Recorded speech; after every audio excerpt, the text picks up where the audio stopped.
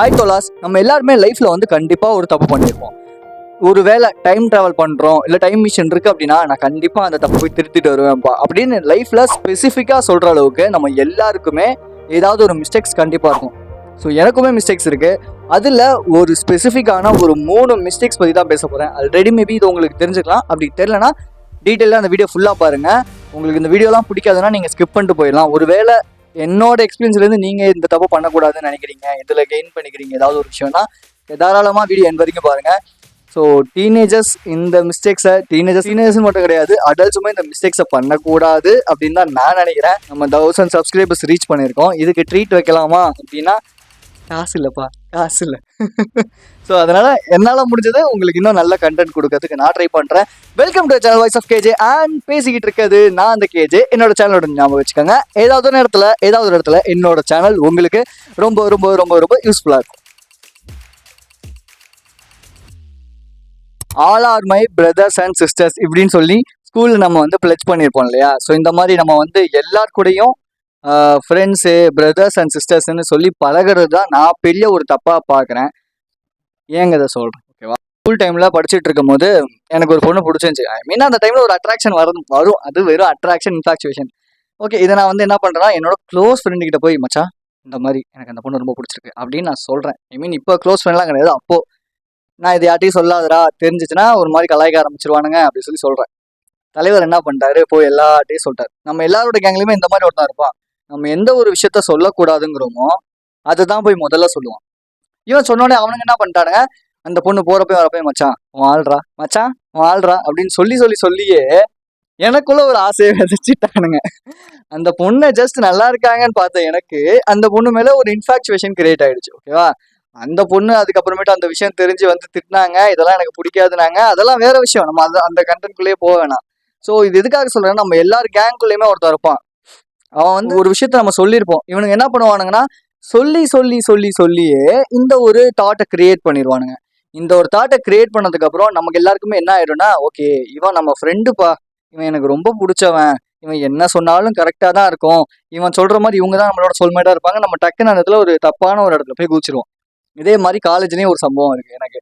So என்னோட X girl friend, நான் அவங்களோட ரிலேஷன்ஷிப்ல இருக்கும்போது அவங்க என்னோட எக்ஸ் கேர்ள் ஃப்ரெண்டு என்கிட்ட கொஞ்சம் கேரிங்காக இருக்காங்க, என்கிட்ட ரொம்ப அன்பா இருக்காங்கிறதுக்காக அவங்க என்ன சொன்னாலும் ஓகே சரி அப்படின்னு சொல்லி எல்லாத்துக்குமே ஓகே சொல்லி ஒரு பின்னாடி ஒரு பெரிய ஒரு ப்ராப்ளம் ஆயிடுச்சு. அது என்னன்னா, எனக்கு நான் யாருங்க ஃபீல் பண்ண முடியாம போயிடுச்சு. நான் யாரு, எனக்கு என்ன வரும், எனக்கு என்ன ஒரு பெர்ஸ்பெக்டிவ்ஸ் இருக்கு, இது எல்லாமே எனக்கு தெரியாம போயிடுச்சு. இவங்க ஒரு விஷயம் என்கிட்ட வந்து சொல்றாங்கன்னா நான் அப்படியே கண்மூடி நம்பிட்டு ஓகே அவங்க சொன்னா அது கரெக்டாக தான் இருக்கும், இனிமே கெட்டவன் தான் அப்படின்னு சொல்லி நான் என் லைஃப்ல நிறைய பேரை நான் அவாய்ட் பண்ணேன். ஐ மீன் இது வந்து என்னோட காலேஜ் டைம்ல நடந்த விஷயம். ஸோ இது வந்து வீட்லயுமே இருக்கு. என்னன்னா, அதை வெளியே போனீங்கன்னா பசங்களோட சேர்ந்து கெட்டு போயிடுவாங்க. ஆனா எனக்கு வெளியே போய் ஒருவேளை நான் லைஃப் லெசன் கத்துக்கணும்னா நிறைய விஷயங்கள் அடிபட்டு தான் கத்துக்கிட்டேன். இது நான் முன்னாடியே இதெல்லாம் எனக்கு தெரிஞ்சிருந்துச்சுன்னா நான் வந்து இவ்வளவு தூரம் கஷ்டப்பட்டிருப்பேனான்னு எனக்கு தெரியாது. இவ்வளவு தூரம் மனுஷங்களை பத்தி படிக்கிறதுக்கு ரொம்ப கஷ்டப்பட்டிருப்பேன். பாயிண்ட் என்னன்னா, நம்ம பிரதர், சிஸ்டர், ஃப்ரெண்டுன்னு சொல்லி நமக்கு பிடிச்சவங்க, கேர்ள் ஃப்ரெண்ட் யாரா இருந்தாலும் உடனே அவங்க சொல்றது எல்லாத்தையும் நம்ம அப்படியே கேட்கணும், அதை அப்படியே நம்பணுங்கிற ஒரு ஒரு ஒரு சின்ன எந்த ஒரு அவசியமுமே கிடையாது. ஓகேவா? ஸோ இதே இடத்துல நான் என்னோட பெர்ஸ்பெக்டிவ்க்கு கொஞ்சம் இடம் கொடுத்து என் ஃப்ரெண்டு சொன்னப்ப மச்சான் இது ஆள்றான்னு சொன்னப்ப இல்லை இது வந்து தப்புன்னு சொல்லி நான் கொஞ்சம் யோசிச்சிருந்தேன்னு வச்சுக்கோங்களேன், எனக்கு அந்த பொண்ணுகிட்ட அசிங்கப்பட்டிருக்க மாட்டேன்.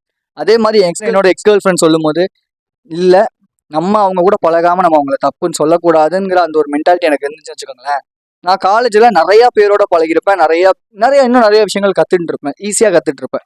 ஸோ அதே மாதிரி தான் வீட்லையும் நான் மேபி வெளியே விளையாட போயிருந்தேன்னா, வெளியே வேற ஒரு இடங்கள்ல போயிருந்தேன்னா நான் மேபி அட்லீஸ்ட் ஸ்போர்ட்ஸில் ஏதாவது ஒன்று பண்ணியிருப்பேன்.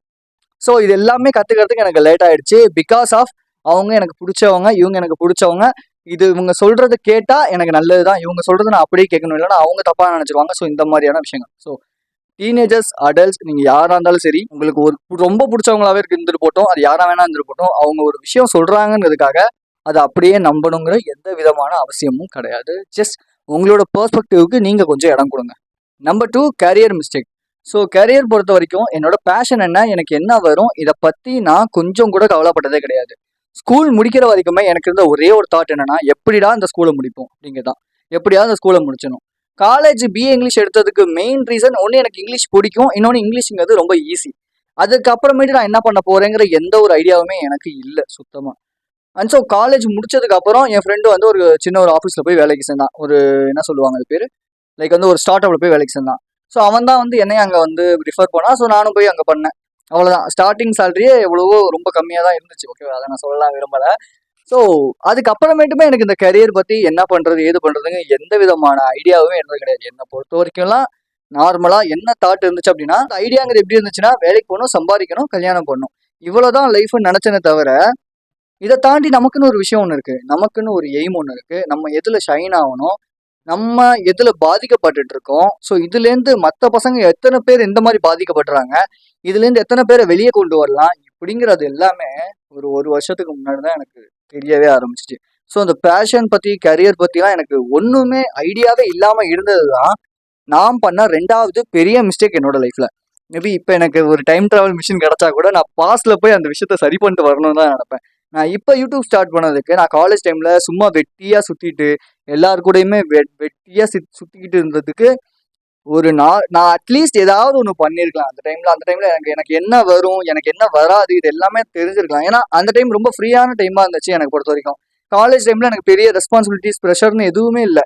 அப்போதைக்கு எனக்கு இந்த ப்ரெஷர்லாம் என் கேர்ள் ஃப்ரெண்டோட வெளியே சுற்றணும், அப்படி இல்லைன்னா எனக்கு இருக்கிற அந்த ஒரு 2-3 ஃப்ரெண்ட்ஸோட அப்படியே வெளியே சுற்றணும், மற்றவங்களை பற்றி குறை பேசணும், இப்படி தான் சுற்றிட்டு இருந்தேன். ஸோ அப்படியும் இல்லை அப்படின்னா சரக்கு தம்மு, ஸோ இதுதான் லைஃபு, இப்படி தான் இருக்கணும்னு சொல்லி நினச்சிட்டு இருந்தேன். பட் இப்போ நான் யோசிச்சு பார்க்குறேன், நான் அந்த டைமில் கொஞ்சம் ஏதாவது ஒரு விஷயம் பண்ணியிருந்தேன்னா இந்நேரத்துக்கு என்னோட ஏதாவது ஒரு விஷயத்துல நான் இம்ப்ரூவ் ஆயிருப்பேன், ஏதாவது ஒன்று பண்ணியிருப்பேன். பட் இப்போ ரொம்ப மோசமாக அப்படி சொல்கிற அளவுக்குலாம் ஒன்றும் கிடையாது. பட் நம்ம ஒரு ரெகரேட் பண்ணுவோம்ல லைஃப்பில், நம்ம வந்து ஒரு ரெகரேட் கண்டிப்பாக இருக்கும், இந்த நேரத்தில் நம்ம இது பண்ணியிருக்கலாம் அப்படின்னு சொல்லி. ஸோ அந்த மாதிரி நேரத்தில் நான் காலேஜ் டைம்லேயும் சரி, இல்லை காலேஜ் முடிச்சப்பையும் சரி, எனக்கு இந்த கரியர் பற்றியோ இல்லை பேஷன் பற்றியோ நான் சரியாக ஃபைன் பண்ணதே கிடையாது. ஸோ என் டைமே நிறைய பேர் வந்து கேட்கும்போது நான் அவங்களுக்கு சொல்கிற விஷயம்லாம் மேக்ஸிமம் என்னென்னா, உங்களோட கரியர் பேஷன் நீங்கள் காலேஜ் படிச்சுட்டு இருக்கீங்கன்னா அப்பயே நீங்கள் என்னென்னு கண்டுபிடிங்க. டைம் எடுங்க, ஒரு 6 மாதம், ஒரு 3 months 6 months டைம் எடுங்க. உங்களுக்கு என்னெல்லாம் வருமோ எல்லாமே ட்ரை பண்ணுங்க. எல்லாமே ட்ரை பண்ணி எல்லாமே சக்ஸஸ் ஆகும் சொல்ல, எல்லாமே ஃபெயிலியர் ஆகும்.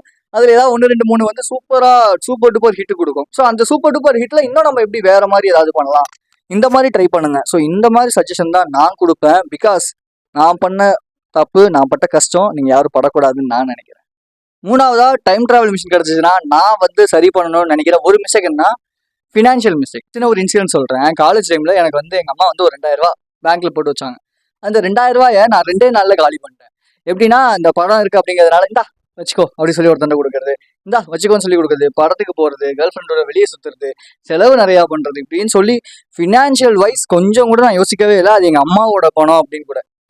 ஸோ இன்னைக்கு காலேஜ் படிக்கிற நிறைய ஸ்டூடெண்ட்ஸ் வந்து கூல் நிப்பு, ஆன்ஸு, இது அதுன்னு சொல்லி ஏகப்பட்ட விஷயங்களுக்கு செலவு பண்ணுறீங்க. இப்போ தெரியாது உங்களுக்கு.